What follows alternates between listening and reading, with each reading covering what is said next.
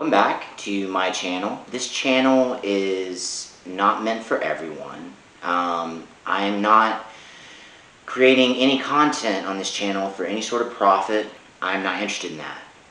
I am simply interested in spreading rational information as I see it, and I'm going to do my best to back up what I say with research, scientific evidence. What I want to talk to you today about is about social media and how I view it as a poison to our society.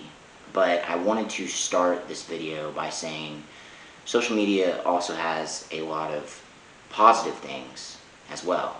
Obviously, we've seen a lot of great social movements come from social media. We've seen a lot of families reconnecting, people finding love, people finding lost connections from high school, things like that. In no way am I saying that social media is all bad, okay?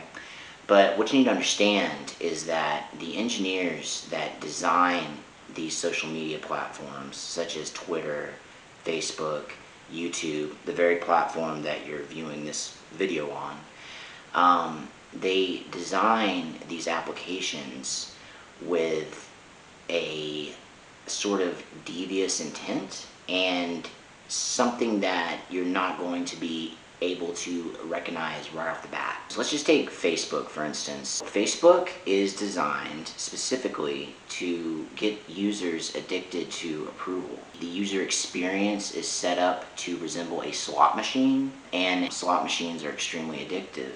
Now, why are slot machines addictive? It's because they fire off certain things in our brain from different colors and combinations that get us more of our primal side of our brain hooked. Why do you think that so many people gamble their life away? Because these slot machines are insidiously designed to pull you in and empty your wallet. When you post a picture or a video or a status, think about what are you looking for from that? You're looking for that magic number that pops up. One like, one heart, one care, and they come up in red, which is a color that's going to grab your attention and it's going to keep you pulled in. Now, studies are showing more and more that using social media daily is causing people to be more depressed, more anxious, and isolating themselves further. And when you are hearing these words, I want you to really think about, what is social media doing for you? Is it benefiting you truly?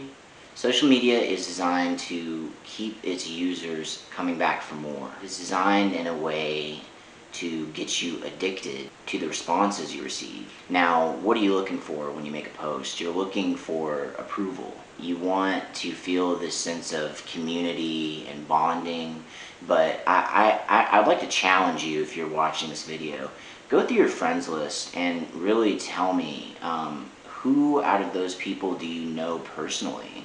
Or who out of those people could you call on an actual phone call, not a text message or a Facebook message or any of the an email, a Gmail. I'm talking about actually a phone call, and ask them for help or get their advice about something.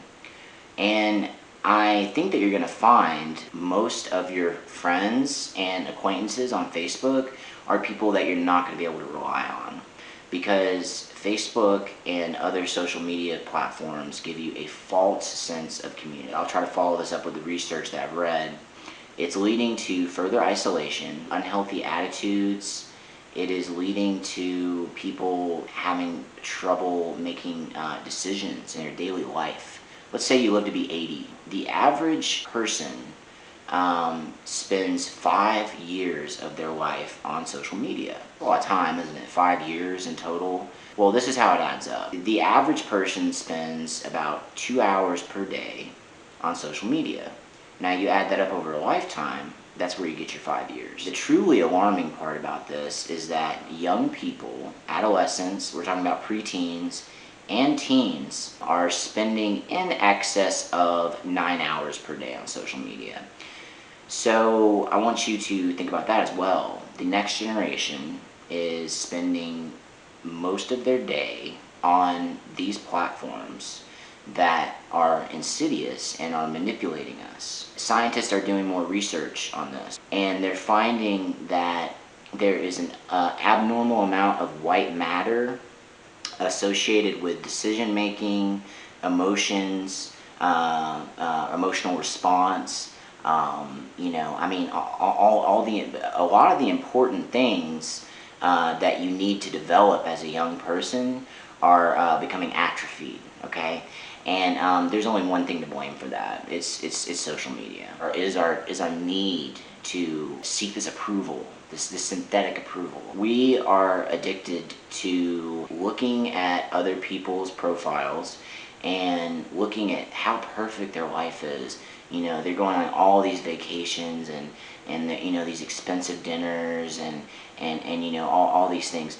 These profiles are not profiles, they are personas. You don't see the pictures of the scraped knees and drunken public charges, all the bad side of these people, which obviously everybody's imperfect, but nobody's going to post that, okay?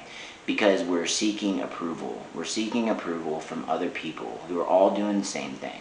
Why is this manipulation going on? Why are these applications designed in this insidious manner? It's been found that Facebook ads, in particular, are very well camouflaged. Don't quote me exactly on this, but I'm comfortable in saying they get at least 80% more ad clicks than your regular website ads. It's done in a way that drives your attention to it, but it's very subtle, okay? All these things are done purposefully. They are manipulating the masses. It's very insidious, in my opinion. I actually find social media to be extremely distasteful. I can put it that way. There's something called ethical programming. We're way beyond that with social media. It's completely unethical. Certain statuses will be delayed purposefully.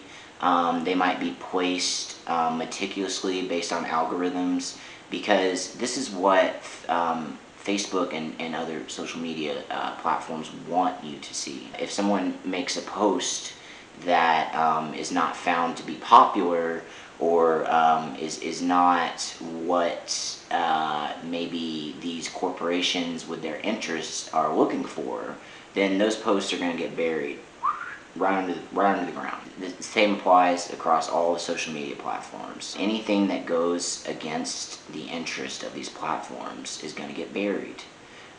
They're going to come up with some reason to bury it. A lot of it is very subtle. You won't even notice it. You notice a lot of content creators on YouTube get demonetized for these mysterious reasons. Any sort of rational thought or discourse is completely discouraged across the board. These social media platforms are censoring both the left and the right when it comes to American politics, which we should find alarming. I just want you to consider what I'm saying and think about what is social media? Is it benefiting you? Is it truly, I mean on a deep level, is it benefiting you? Do you feel happy after you use it? Do you feel depressed? Do you feel anxious? What's really going on? You really need to think about that. And also, why can't anyone put their phone down? It really doesn't matter the age. I mean, especially younger people, though. And I'm not age shaming. I'm just simply saying that younger people are easier to be manipulated. They're spending more and more time on their mobile devices. But this is everybody, okay? Most everybody I come across simply can't put their phone down. 5 to 10% of internet users cannot control how much time they spend on the internet. Let me say that one more time. 5 to 10% of internet users cannot control how much time they spend on the internet. 10 in 100? It's a lot of people with internet addictions. That's what these companies rely on.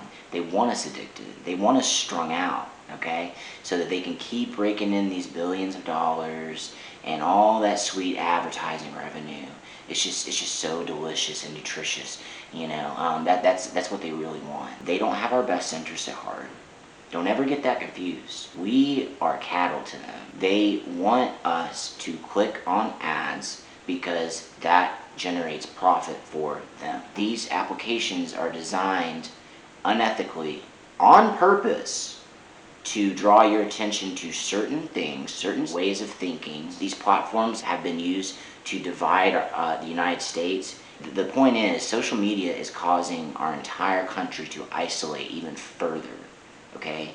These applications, they come to you up front saying, this is a place for community. This is a place for friends to get together. You even see the ads on TV, everybody's just having a great old time.